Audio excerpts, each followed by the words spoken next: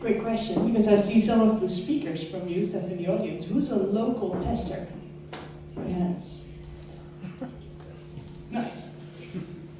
My name is Lynne van der Vooren. I've been in testing for more than 16 years. And in those years I've picked up some lessons. And today I'm going to tell you a story of what happened at one of my assignments and what I learned there. This assignment was at a large Dutch bank. I'm not allowed to say the name of the bank, but it's a large Dutch bank. And the first day when I went to get there to go get my laptop, I stepped out of the elevator and this little robot, it came waltzing up to me and it really scared me. So one of the first things that happened when I started there is that they went on their agile journey. So, what does that mean? They were a tribe. This is part of the Spotify model, but not entirely. They turned into a tribe, divided in areas, with squads and chapters, and the exact build-up of that is not that important, but I'll come back to it later why it was important in getting automation at a high scale fixed. So my project was about credit risk.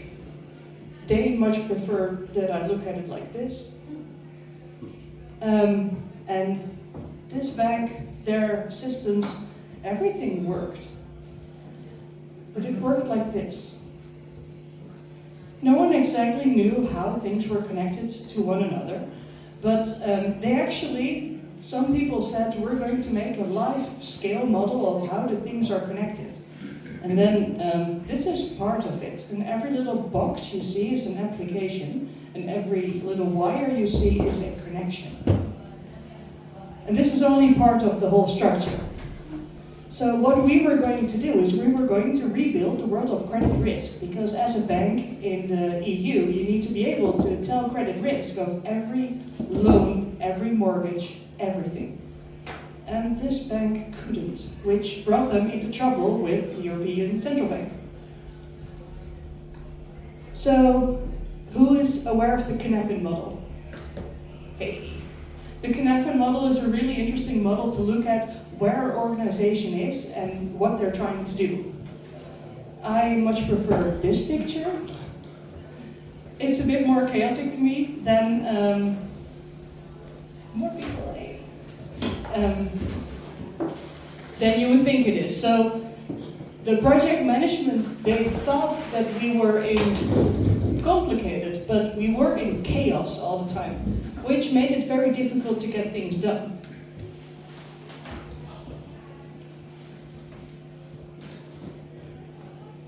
As you might expect of a large bank, they were very keen on doing chain tests and end-to-end tests. Very late after the user acceptance test, that's what they wanted to focus on. But I knew if we do that, we're lost. That's way too late.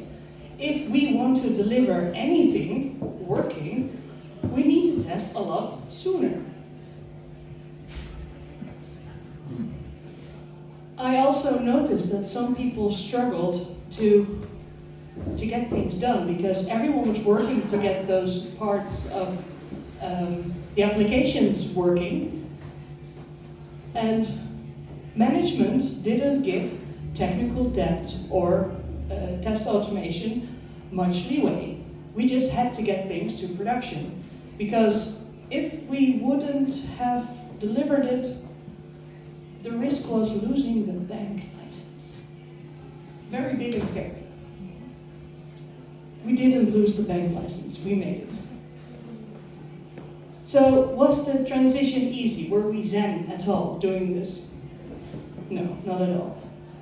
There were 5 simple things that I started doing across management of the tribe, and that also was clear in the teams. And those 5 things I'm going to share with you and then get a bit more into the details of how. I defined a clear working process that was understandable for the managers and workable for the people in the teams. You would think that's something that you always want to do, but usually either the management understands it or the people can work with it. I've rarely seen both happen. Everything was entirely risk-based. If there was no risk, there was no test. And people fought me on that. No, but we need to test everything. Well, where's the risk? No, we don't have a risk there. No test. At some point I got the nickname the Risk Lady. A clear endpoint. During the project we found out that we cannot go live across the whole world in one go. I kind of already figured we wouldn't, but we cut it up in 3 go lives, 3 waves. First, a small chunk, all the private individuals, everyone with a personal loan or mortgage. Then all the companies in the Netherlands. And the third wave was the rest of the world. And a continuous insight. When I asked my fellow managers there, my role was test manager, what they wanted to know, they told me, I need to know the number of blocking defects. And I told them, I'm not going to give that to you. The number of defects is not going to tell you anything about what you should know or what you want to know. So we, over a period of about 4 months, we went into conversations, asking again and again, what do you want to see? And again, they told me the number of defects and when can we go live? And I started giving them information on which risks were tested and which weren't, and what the go live risk would be if we would go live now. And I started to make that clear to them. And that actually created a much more useful dashboard than the number of defects. Towards the end of the project, no one asked about the number of defects anymore. They asked about residual risk, which is great, and actively worked together to improve the processes. Getting management to think differently was very difficult. So a bit more about the project. This is part of the application landscape that we were trying to implement into the bank. Completely new applications built from scratch. All the colors are different code bases, different languages, that didn't talk together. There's C#, Databricks, there's some Python in there. A mixture. Also, there's one database in the picture, but in reality there were 8 databases that needed to be clever enough that they knew what the other databases were, so that you could match client information. But GDPR also required us to not match client information. Nightmare.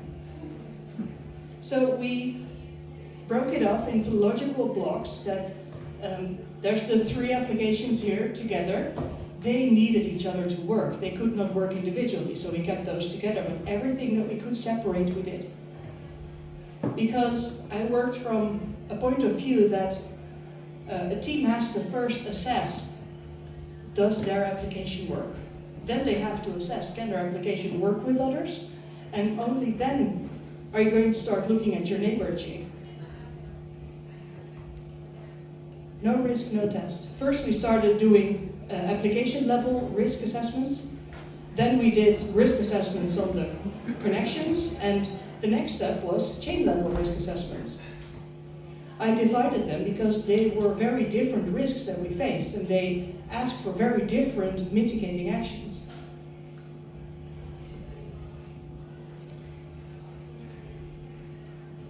And all through that process, the one thing that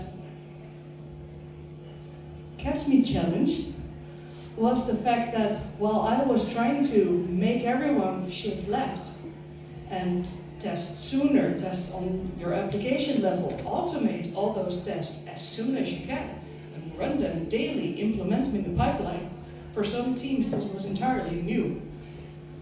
So I helped them, I got people on board that could help them with that, but still management wanted me to do end-to-end chain tests. So at some point, the only end-to-end chain tests I eventually did were the ones that came out of the chain level risk assessment. Because if there is a risk, there's a test. But what we didn't do was test all the different variations that are possible in the whole thing. No, you have tested them before. We don't need to repeat that. They are still running in the pipeline. So we did a little ceremony. We made it official, the end-to-end test is dead. And we actually had a little moment on the floor with all the people, okay, it's no more. The chain tests are, after a few go-lives, the residual risk started getting lower and lower. So there were no more risks, so we moved left. There was nothing left to move right with. There were no checks. It was great. So after the official ceremony, we gave everyone a little card. Thank you for attending our little end-to-end funeral. Were we there? Did we finally kick the habit of needing those tests to be done?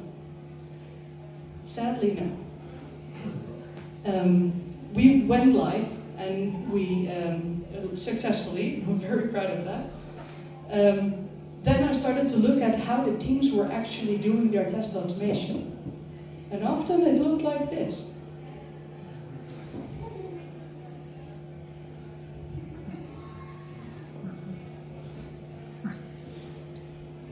Management thought, we're automated.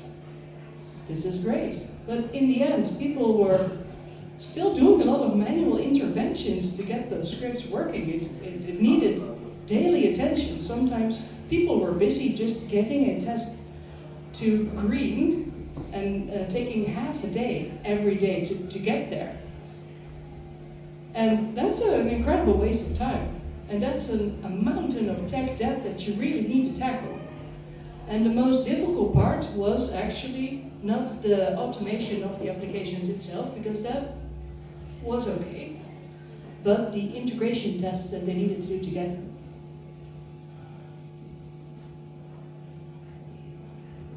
So I needed to find a way to explain to management that we weren't there yet. Well, management was very proud. Hey, we went live, everything is automated. Well, and this is actually where I'm going to present something that a colleague of mine created. But using this story helped me to break through to how management was thinking. It's called the Test Automation Roadmap. I'm also going to link to his website. Please visit it. He has written many blogs on this. This is the short version. So if you look at the test scope and the organizational scope, if you start test automating, you start at first steps. The first steps are the first little tests that you make, and those tests are just to find out, do I understand the tool? Can I make a test? Does it go in the pipeline? Those are also the first tests that you delete when you start going, right? When you increase your scope, you start to cherry pick. You start to find out which bits do I want to automate and which give me the most value, where are the biggest risks. We didn't get to this point in this project at all. We were stuck in first steps, we were stuck in, as we say in Dutch, houtje-touwtje-oplossingen, woody-ropey solutions. It works better in Dutch, I'm sorry. But management firmly thought we were doing everything. And everything is, you have automated every conceivable test that is useful. There is a space where you can go on, but at some point you hit a wall because it's not useful anymore. So we were still stuck, I think, somewhere between first steps and cherry pick. And this whole bottom row is just from one point of view from one person in a team. That doesn't take into account multiple teams. Because if you work with multiple teams on multiple applications, you need to work together. And what you eventually want to do is, on enterprise level, make sure that you are compliant to some sort of structure that your organization asks from you. This bank did not have that. They just said, we need testing. And then the managers thought, we have tests, we're done. So when I started reliving that story with the management team of the tribe, they slowly started seeing the issue. I I like dashboards that make sense, so I made a dashboard that showed them how much time was lost on testing that could have been automated better. And the manager that lost the most hours, he lost like 500 hours in a month across his 14 teams. He started to get a bit pale, and then he said, how can we fix this? So I sat with him, and he gave me an incredible opportunity. He gave me the chance to become a product owner of a test automation squad.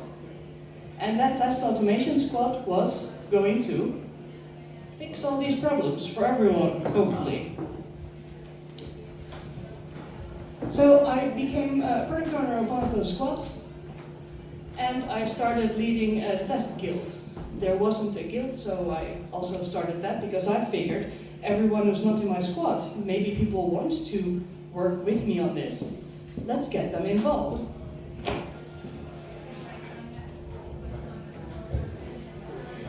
So we had this very diverse tech stack that needed a lot of different kinds of things. We looked at tools available, and we could not find a tool that would help us to get those integration level, those multi-team tests organized. So what we did, we built a framework ourselves. I got some very good people in that squad that were actually able to do that. And in the space of, I think, 5 months, we built a basic framework that 60% of the teams could automate their integration tests with. And that fixed a lot of the lost time of getting stuff done. How did we do that? Of course, we created our own test pyramid. Love test pyramids, right? The pyramid is as this. The unit tests, every squad, every application, every code base should have its own unit tests. If you don't, then that's a whole different talk. Then we focused on part of app tests. You don't need to test your whole application at this level, but you can get function or module as a whole. The next level is single app, your entire application. And the part where we focused on was multi-app, the integration between applications. That's an interesting sound. The top of the pyramid, we had in the entire tribe, which was about 25 applications, about 50 teams, we had one application with a user interface. We put the top of the pyramid on for them. Should we be scared? Yeah. I'll continue. So, what were the focus points of my team? The focus points of my team were being a testing knowledge hub, because we found out some teams were doing great and some teams were calling it automation, but actually they were manually pushing things forward in the pipeline all the time. So we became a testing knowledge hub. We also literally improved testing by sitting down with teams, with testers, with managers, explaining what's happening, what are we doing. And the multi-app automation, we kept building our integration solution for multi-application automation. We also created these maturity models to show everyone in the tribe where their application is and where you would want to be. We said you would want to aim being at level 3. If you're not at level 3, you should probably do something. So the lowest one, test maturity, means getting insights into your test results. Not all teams had insights at all. Some were like, yeah, the tests are running. Okay, how did they run? And then silence. You want to be able to cover requirements, or to be able to specify how you covered requirements or how you created your tests. And you want evidence, because we are being checked by regulators. European Central Bank needs a lot of information of how have you built and how are you sustaining these systems. And if you can't get that information, you are doomed. So the technical maturity, standard code integration, pipeline automation, pretty basic stuff, but not all teams had that. And yeah, a release development framework. If you don't have that, it's a good thing to work on if you don't. And insight into the quality, this is where the automated system integration tests live. We said if you have that, then we can put a check mark, then you are mature enough. But for critical applications, there was also the fourth layer, and that's, in the end, if there's an issue, for some applications, it needs to be fixed in 10 minutes. So you want to be able to go live when you want, and that requires pipeline automation on a higher level. Especially if your application is linked to two others and you cannot go without them. So all those three need to be aligned. In making these goals and getting management on board, I often let the teams help me, because if the teams could verbalize their issues and if the teams could explain to their manager why they weren't at a level or wanted to be at a level, that really helped management get along. Because the manager that I was working with overseeing all of this, he had no real idea about test automation before we started. He didn't really know what test automation actually means. And I once asked him what a pipeline was. And he replied, "Isn't that like a script?" And I asked him, "Say more words, please." And he's like, "Yeah, it's in the code you can press the play button on the script and then the script runs." That's not how a pipeline works, especially not if it's automated. So I did a whole training day for the management team to actually know all these terms. What is test automation? What is code coverage? And it's very school-like, but in the end, if you speak the same language, it's very helpful. I didn't explain it to them as a school day. Mm-hmm. I said we're going to have an immersive experience on test automation. And then they were all, "Oh yeah, that's a great idea." Good. What I also worked on with the management is getting them to a point where they were okay with teams trying and failing. Because all during the go-live of this big project, all throughout that, the teams were not allowed to fail because we needed to make that deadline. But we made the deadline, so you need to give some leeway. You need to give the team some space to breathe and to work on each other and improve. And it's a weird thing to ask management, like, "Hey, can you please allow the teams to fail and learn?" Because that's where you can start building up. After about a year, we were so successful that the team was disbanded. The solution that we created for the automation is being maintained by the chapter now, and all the people from the team are in separate teams in the tribe. It's still working today. I'm really happy with that. And from the chapter, they are maintaining the framework.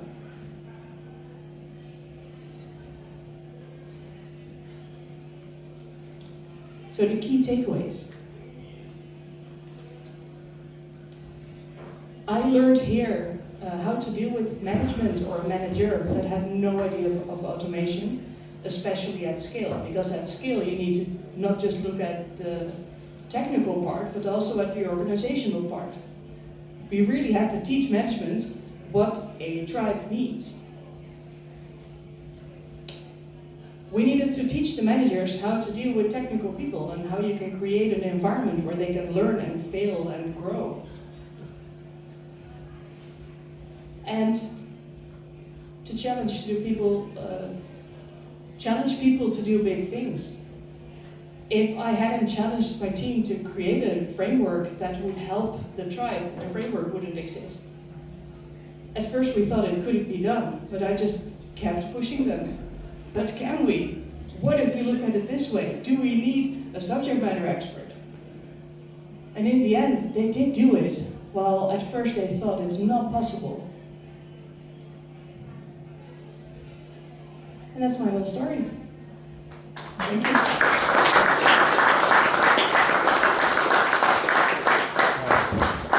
Let's have 3 questions. So 3 questions. Please show that. Okay, we start with the lady. Thank you for the talk. I'm not sure about the timeline of the soul, but if you think back of it, what's something that you find most surprising? Yeah, the timeline of it all. My entire consultancy there was 3.5 years. The first 2 years was getting the project live, and the other 1.5 years were with the team creating the framework and teaching management. What was the second part of your question?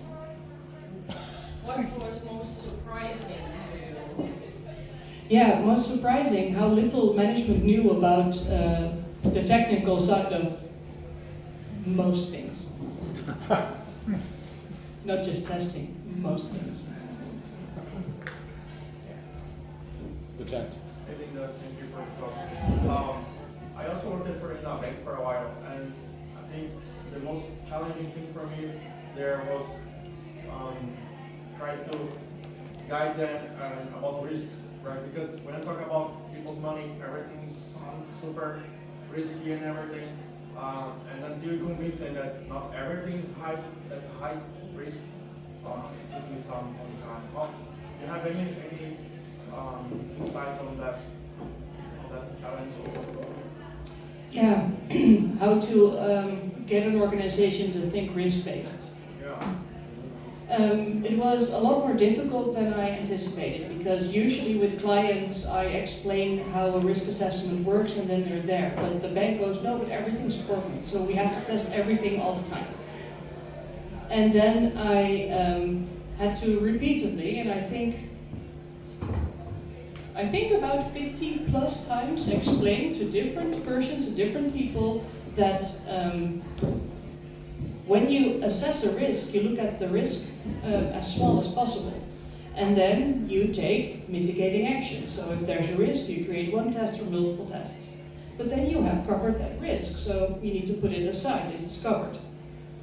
And that's also why I took the layered approach to risks, because if I could put the smallest ones aside and then focus on the chain level, then they were going to, no, but we need to look at all the triggers. No.